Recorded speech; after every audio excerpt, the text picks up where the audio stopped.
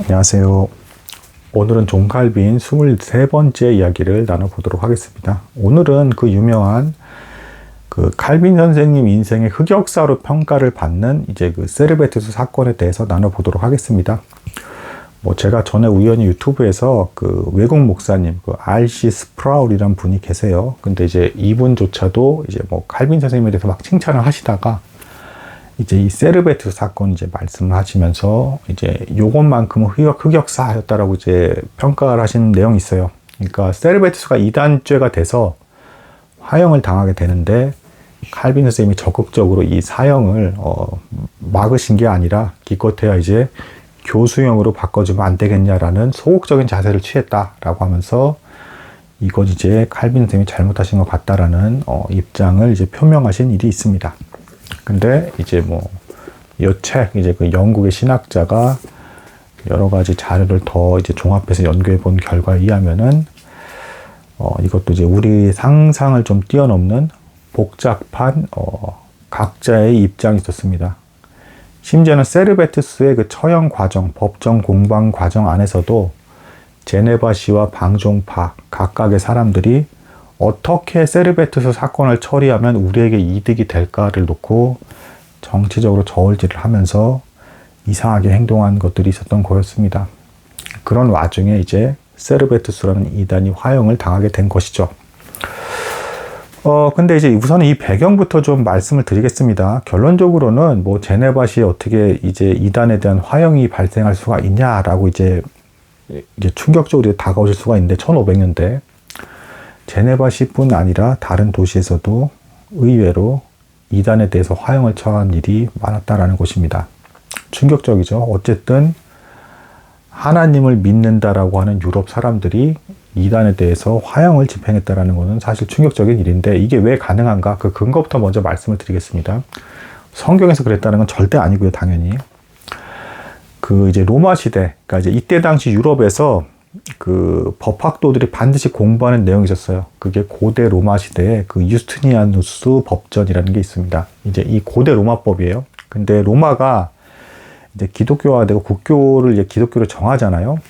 그러면서 이제 우리는 하나님을 섬기는 나라다. 따라서 나라가 직접 이단에 대해서도 처형을 할 수가 있다라는 입장을 취하기 시작을 합니다. 그래서 이제 기독교를 국교화로 삼은 로마가 그 안에서 이단이 발생했을 시에는 화형도 처할 수 있다라는 형태의 법을 이제 제정을 하게 됩니다. 그게 이제 유스티니아누스 법전 안에 있는 거예요. 그러니까 이거를 중세의 이제 유럽의 1500년대 이제 법학도들까지도 여전히 그 이제 고대 로마법을 배우면서 로마가 어떻게 법을 적용했는지에 대한 이 원리를 그들도 여전히 따라서 그걸 적용하고 있던 그 시대였습니다. 그러니까 이제 자칫 잘못해서 아주 심각한 이단이다라고 이제 판명이 나면 유럽은 어쨌든 하나님을 믿는 교회 공동체인데 그 공동체를 무너뜨리는 심각한 사람이기 때문에 사회 질서 유지와 하나님의 뜻을 지켜야 한다라는 그런 입장을 고수를 하면서 나라가 직접 개입해서 화형을 집행했던 것이었습니다. 이것은 근데 이제 그 종교 개혁가들은 이게 아니라는 것을 알고 있었는데 성경을 잘 아니까요. 알고 있었는데 그럼에도 그걸 잘 막아내지 못했어요. 왜 그랬을 것 같습니까? 이게 되게 묘한 부분이 있는데 자, 종교개혁가들과 몇몇 사람들은 성경을 분명히 잘 알고 있는 사람들이 있었어요. 근데 아직도 여전히 대다수의 대중들은 그런 것들 잘 모르고 있었죠. 모르는 상황에서 막연하게나마 어쨌든 하나님에 대한 열심과 종교성을 갖고 있었죠. 이런 상태에서 대세, 여론이 발생하게 되면 이걸 진정시킨다는 것은 이제 거의 불가능에 가까웠습니다. 실제로 세르베투스가 제네바에 와서 이단죄 판명을 받고 이제 화형을 받아야 된다라는 그게 되었을 때 여기서 이제 놀라운 또 이제 한 가지 사실이 밝혀지게 됩니다. 제네바시나 방종파 사람들은 세르베투스가 처형을 당하기를 바랬을 것 같습니까? 안 바랬을 것 같습니까? 놀랍게도 아주 명확한 이단이라고 하는데 이 책에 의하면 이제 연구를 하신 거죠. 세르베투스가 단순히 삼위일체 교리만 틀린 게 아니고 아예 새빨간 이단이라고 이제 명확하게 설명을 해주고 있습니다. 그 삼위일체 교리만 비껴간 게 아니라 다른 기독교의 모든 기본 교리를 다 뒤집어 놓는 엉터리 해석이고 완전한 이단이라고 여기 영국 신학자 분이 그렇게 평가를 내리고 있어요. 근데 이제 그 상황에서 제네바 시나 방종파가 이렇게 명확한 이단임에도 불구하고 처형을 하지 않으려 했습니다. 이거 좀 의아 아닙니까? 왜 그랬을까요? 이들이 노렸던 꼼수는 뭐였을까요? 정작 제네바시와 일단 방종파는 세르베트스를 처형하려 하지 않았다. 왜 그러냐면 이렇게 처형하지 않게끔 처리를 해야 칼빈 선생님이 지금 여기서 목회를 하고 있잖아요. 제네바시에서. 칼빈 선생님의 영향력이 줄어들기 때문입니다. 이게 뭔 얘기냐. 세르베트스가 너무 심각한 이단임이 이때 당시에 이미 유럽 전역에 다 퍼져 있었어요. 그래서 심지어는 로마 카톨릭에서 이미 세르베트스가 화형을 언도받은 사건이 한 번 있었습니다. 근데 여기서 이 세르베트스가 놀라운 괴상한 태도를 보여줘요. 유체 이탈 화법 같은 변명을 늘어놓습니다. 세르베트스가 편지를 이제 사방에 종교개혁가들과 카톨릭에 있는 아주 유명한 저명한 사람들에게 편지를 막 보냈는데 내가 믿고 있는 이 교리와 사상이 옳다라고 하면서 마치 너희들에게 한 수 가르쳐 주겠다라는 식으로 이제 막 보낸 겁니다. 편지를 사방에. 그것도 장기간에 걸쳐서 완전 미친 사람처럼 엄청난 양의 방대한 글을 막 써서 막 보낸 거예요. 그랬으니 이거 받은 사람들 기분이 어떻겠습니까? 너무 황당한 얘기를 막 떠들고 있으니 완전 기본 교리부터 다 엉터리 다 뒤집어서 그냥 말도 안 되는 글들을 막 쓰면서 내가 맞다고 하고 넌 나한테 배워라 이런 식의 입장을 취하는 글들을 막 보냈으니 이걸 받은 사람들의 기분은 얼마나 나빴겠습니까?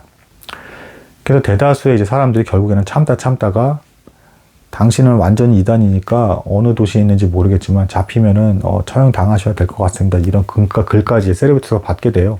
그러니까 이 세르베트스가 내가 위험하게 되었나 하더니 이제 가면까지 막 씁니다. 근데 가면까지 쓰면서 이제 또 막 편지를 보내는 거예요. 그러면서 세르베트스라는 사람이 편지를 보냈었죠. 저는 세르베트스를 지지하는 사람입니다라고 하는 이런 유체이탈 화법을 쓰면서 마치 자기가 아니라고 하고 다른 사람이라고 우기면서 지지하는 사람들도 있다는 식의 또 글을 또 막 보낸 겁니다. 근데 이걸 종교개혁가들이 다 눈치를 챘어요. 왜 눈치챘겠습니까? 필체가 다 티가 나잖아요. 그리고 글의 내용과 그것도 전에 있는 세르베트스가 쓴 글과 똑같아요. 그럼 이건 동일 인물이죠. 다른 인물일 수가 없는 거잖아요. 그러니 이제 어떤 유럽에서는 어쨌든 이 세르베트스가 한 일에 대해서 이제 다 소문이 나게 됐고 밑에 있는 일반 대중에게까지도 세르베트스란 이상한 사람이 있으니까 상대하지 마라. 이게 이제 다 쫙 소문이 난 겁니다. 그런 상황에서 세르베트스는 이제 잡히면은 자기가 화형당할 거라는 걸 알고 있는 상황이니까 가면을 쓰면서 피해 다니고 있었고 그러다가 로마 카톨릭에 의해서 취리라는 도시에서 일단 한번 잡힙니다. 여기서 또 한 번 유체이탈 화법을 또 한 번 써요. 이 세르베트스가 이거 네가 쓴 편지인 거 맞지라고 했더니 세르베트스가 또 가명을 사용하면서 아닙니다. 저는 세르베트스라는 사람이 남긴 글들이 너무 멋있어서 그걸 모방하고 카피하면서 똑같은 글을 여기저기 옮겨봤을 뿐이고 저는 이 가르침에 대해서 동의하지 않으면서 자기가 쓴 그 편지 내용을 이름까지 바꿔가면서 부인하는 그 모습을 보여줍니다. 아주 비굴한 모습을 보여줘요. 근데 이게 얄미운 게 또 어떤 게 있냐면 제네바시에서 잡혔을 때에는 나는 이 뜻을 꺾지 않겠다라고 하면서 또 얍삽하게 또 움직이는 또 그 내용이 나와요. 왜 그렇게 행동에 대해서는 제가 나중에 이제 말씀드리겠습니다. 아무튼 로마 카톨릭에서 잡혔을 때는 나는 그런 사람이 아니다고 막 우기다가 화형을 언도받습니다. 언도받는데 하인한테 시켜서 제사를 다 팔아오라고 한 다음에 그 돈 가지고 이제 앞에 지키고 있는 간수한테 뇌물을 매겨서 열쇠를 받고 탈옥을 합니다.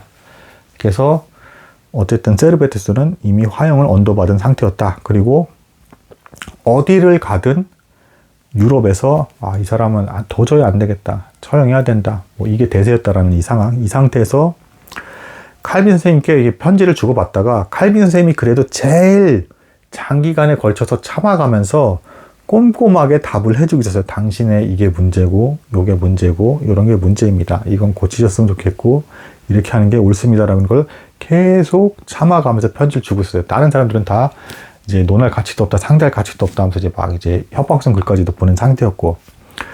그래서 이 세르베투스가 그래도 칼빈 선생님이 제일 이제 인자하다고 생각을 했는지 제가 제네바시에 갈까요? 라는 이제 이런 편지를 한번 보냅니다. 먼저. 그랬더니 칼빈 선생님이 요 글이 조금 이제 오해를 삽니다. 여기 오신다 하더라도 당신의 안전을 보장할 수 없습니다. 그리고 만약에 내가 당신을 처벌할 권한이 주어진다면 저조차도 당신에게 이제 벌을 줘야겠다는 생각을 하고 있습니다. 솔직하게 얘기를 합니다. 근데 이렇게 말하게 된 배경이 이제 친구들 간의 편지에서 이제 칼빈 선생님이 이제 드러난 게 있어요. 뭐라고 했냐면 칼빈 선생님이 친구들에게 세르베투스 얘기를 하면서 난 도무지 사법권이었다. 그래서 이 사람이 제네바시에 온다 하더라도 이 사람을 보호해 줄 수 있는 권한이 없다라는 걸 1차적으로 얘기를 해요. 이게 무슨 얘기냐면 루터도 그런 경험을 했는데요. 루터가 이제 루터를 반대하는 사람의 지역을 지나갈 때 무사할 수 있게끔 황제가 이제 안전권을 주는 게 나옵니다. 이 안전권을 받으면 도중에 이제 어떤 사람이 이 사람을 건들게 되면은 법적인 절차를 건들지 않고 함부로 멋대로 건드렸다 해서 황제의 권위를 실추시켰다 이렇게 돼가지고 건든 사람이 벌을 받는 거예요. 그러니까 이제 보호해주는 안전권이라는 게 있어요. 근데 칼빈 선생님이 이제 그걸 써줄 수 있는 입장이 아니었던 겁니다. 그래서 보호할 수도 없었고, 그리고 당신에게 벌을 주고 싶습니다. 이 내용도 이게 어떤 직접적인 어떤 처형을 언급했다라기보다는 너무 심각하게 자신의 뜻을 굽히지 않고 편지 내용에 대해서 친구들에게 이렇게 얘기해요. 칼빈 선생님이. 아니 내용도 엉터리인 건 엉터리인데 너무 교만하고 건방지게 글을 썼다. 이 사람은 기본적으로 겸손하게 글을 쓰는 것부터 배워야 될 것 같다라고 이제 칼빈 선생님께서 평하신 내용이 있어요. 그러니까 문체나 글 자체가 이 세르베투스가 자기 안전 아집에 사로잡혀서 주변에 있는 모든 사람들은 다 나한테 배워 이런 식으로 황당한 글들을 막 쓴 겁니다. 기분 나쁘게. 그리고 이미 뭐 유체이탈 화법 뭐 이 사람은 내가 아닌 자기가 써놓은 건 내가 아닌데 어쩌고 하면서 정신병자 같은 뭐 이상한 좀 다중인격 같은 행동도 했고 이상한 사람이었던 겁니다. 그래서 이미 로마 교회에서 취리란 지역에서 화형 언도까지 받았는데 이제 그 뇌물을 주고 이제 탈옥해가지고 이제 나와서 결국에는 여기저기 돌다가 돌아다니는 지역마다 그 이제 종교 개혁가들이나 뭐 기타 거기에 이제 가장 영향 있는 종교인들을 괴롭혔어요. 막 반대하고 그러면서 자기 사상이 맞다고 막 우기고 막 이렇게 하고 또 숨고 막 또 가명 쓰고 뭐 직업 바꾸고 뭐 이런 식으로 그러다가 마침내 이제 제네바에 옵니다. 어느 날 이제 칼빈께서 예배를 드리시는 날에 이제 온 거예요. 왔는데 칼빈 선생님이 이제 이 사람이 세르베투스라는 걸 알아보고 이제 마침내는 이제 제네바시를 통해서 이제 체포를 하게 됩니다.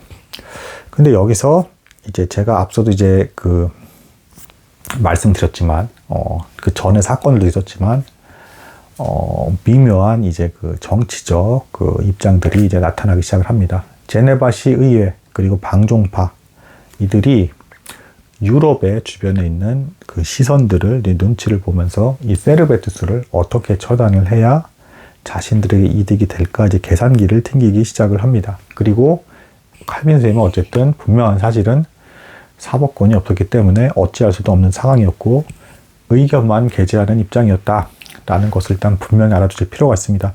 칼빈 선생님이 아무리 인기가 이 제네바시 인기가 많았다라고 하더라도 이 문제에 있어서만큼은 어떻게 마음대로 할 수가 없어요. 왜냐하면 전 유럽이 지금 이 제네바시를 주목하게 됐습니다. 세르베투스가 제네바에서 잡혔다라는 그 사건 때문에. 세르베투스가 그만큼 유명한 이단으로 이제 완전 찍혔던 사람이었던 거예요. 그게 제네바에서 잡혔기 때문에 제네바시가 이 세르베투스를 어떻게 처리하는가 이거를 두고 유럽이 다 주목하고 있었던 것이고 대다수의 시민들은 그런 황당한 이단은 죽여라 처형해라 이게 대세였던 겁니다. 근데 여기서 이 제네바시와 방종파가 얍삽하게도 처형을 하지 않으려는 입장을 취합니다. 놀랍죠. 이게 세르베투스가 이뻐서 그런 게 아니고 세르베투스 처형을 반대하고 일단은 그 처형이 되지 않게끔 만들므로써 칼빈 선생님의 권위가 실추되길 바랬던 거예요. 무슨 얘기냐면 칼빈이 심우하고 있는 이 제네바는 이단 세르베투스조차도 허용해서 살려두는 도시다 라는 입장을 유럽 전체에 퍼뜨리려 했던 겁니다. 이것도 철저히 정치적인 입장으로 칼빈 선생님의 제네바시에서 입지와 권위를 떨어뜨리기 위해서 이들이 잔머리를 굴리고 있는 그런 상황이었던 겁니다. 그래서 제네바시도 몇 번이고 주변에 있는 여러 도시 국가들에게 다 서신을 보내면서 그냥 세르베투스를 살려주면 안 되겠냐라는 입장을 취하는 이제 그런 글들을 이제 막 보내기 시작을 합니다. 그런데 이런 상황에서 어쨌든 칼빈 선생님은 본래 세르베투스에 대해서 오지도 말라고 했을 뿐더러 오게 돼서 잡혀있을 때에도 회개해라. 그러면은 용서와 자비로서 이제 석방될 수 있게끔 내가 조치를 취해주겠다. 이런 입장을 취했습니다. 자, 로마 카톨릭에서 이미 세르베투스는 화형 언도를 받은 사람이었습니다. 근데 이제 여기까지 있는 상태에서 회개하면 용서해주겠다라는 입장을 일단 칼빈에게서 먼저 보이신 겁니다. 그리고 1차적으로는 먼저 이제 죽이려고 하지도 않았어요. 왜냐하면 이제 성경의 뜻에 의한 것을 이제 그대로 집행하려고 하셨던 것입니다. 유럽의 반대를도 무릅쓰고. 근데 결론적으로는 어떻게 진행이 되느냐. 이 방종파에서도 이렇게 저렇게 눈치를 보다가 제네바 시 너희가 판단해라라고 이제 맡겼고, 이 제네바 시에는 방종파를 비롯한 사람들의 영향을 받은 사람이 많았기 때문에 죽이지 않는 쪽으로 결정이 날 줄 알았어요. 근데 이 제네바 시의 상당수 의원들은 유럽의 눈초리가 너무 무섭다.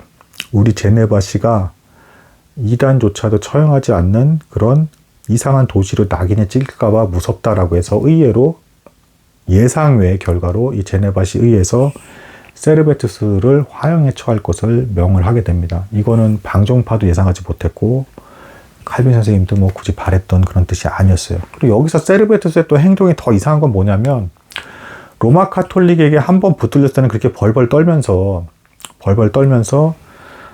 이제 내가 쓴 글이 아니다. 자기가 쓴 글까지도 부인하면서 세르베투스는 다른 사람이고 난 세르베투스가 아니다. 그 사람이 글이 멋있어서 난 베껴 쓴 사람일 뿐이다 하면서 거짓말을 했는데 여기서는 이상한 건 아주 얍삽한 행동인데 뭐냐면 이 세르베투스가 금방 눈치를 챕니다. 칼빈 선생님과 대화를 했다가 제네바시나 방종파 사람들과 대화를 하면서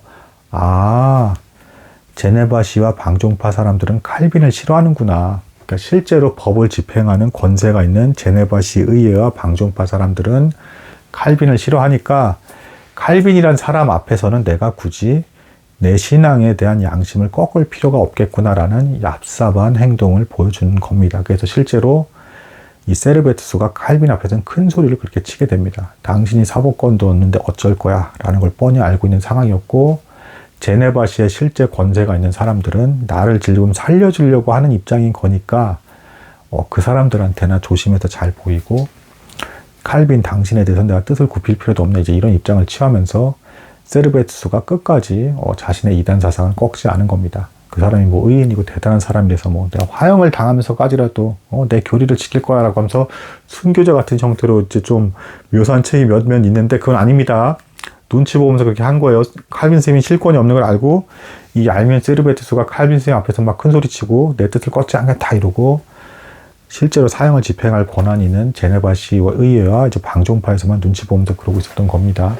근데 결론적으로는 제네바시에서조차도 주변의 유럽에서 너무 압력이 심하니까 이거를 처리하지 않으면 제네바시는 저렇게 심각하고 말도 안 되는 완전 이단조차도 처형하지 않는 가짜 괴상한 너희도 이단 아니야 라는 오해를 받을 수도 있을 만한 그런 위기 상황으로 제네바시 의회는 이르게 되었고 그래서 결국에는 단호하게 화형을 집행하게 결정을 했다라는 겁니다. 철저히 정치적으로 행동을 했다라는 겁니다. 그래서 여기서 칼빈 선생님과 목회자들이 그러면 그렇게 처형하게 될 거면 제발 부디 화형은 너무 잔인하니까 그러면 교수형이나 참수형을 해달라고 했는데 이것까지도 이제 받아들여지지 않고 실제로 화형에 처하게 된 겁니다. 자, 이제 뭐 내용이 조금 이제 상황이 좀 이해가 가시나요? 굉장히 복잡한 정치적인 일이 이제 맞물려 있죠. 근데 이제 이 이후에 몇몇 이제 더 비슷한 사건들이 벌어지는데 뭐 다른 어떤 사람은 그러니까 이제 세르베투스는 제네바시에서 화형을 당했지만 또 어떤 이단은 제네바시에서 무사했는데 다른 지역에 갔다 거기서 또 화형을 당한 사람이 있어요. 그러니까 이제 뭡니까 이게 뭐 칼빈이나 종교개혁자들의 문제가 아니라 시민과 여론 그리고 이 사람들의 집단적 광기에 빠져들게 되면 이 여론은 대세가 돼버리기 때문에 아무리 정상적인 가르침으로 이게 맞다라고 알고 있는 사람조차도 막을 수가 없다라는 겁니다. 그래서 이런 것들의 어떤 사회 현장과 돌아가는 것들을 이해하시면서 좀 살아가시면 너무 말이 안 되고 사회에서 황당한 일이 벌어지는 이런 상황 속에서도 안타까우면서도 아, 세상이라는 게 이런 거구나라는 것을 좀 받아들이면서 살게 되는 좀 겸손한 마음이 생기게 되는, 그리고 하나님의 보호하심을 받는다는 게 얼마나 감사한 일인지에 대해서, 그리고 바른 가르침을 받는다는 게 얼마나 기쁜 건지에 대해서 알게 되는 뭐 그런 사건이라고 볼 수가 있는 겁니다. 자, 이 세르베투스 사건 이후에 이제 그 칼빈 선생님께서 이제 그 마침내는 이제 권위가 쓰게 되는 이제 일이 1년으로 연속이 되게 되는데, 이 세르베투스 사건을 기점으로 해서 그게 왜 그렇게 적용이 되는지에 대해서는 다음에 나눠보도록 하겠습니다. 들어주신 여러분들께 대단히 감사하다 말씀드리고 싶습니다. 감사합니다.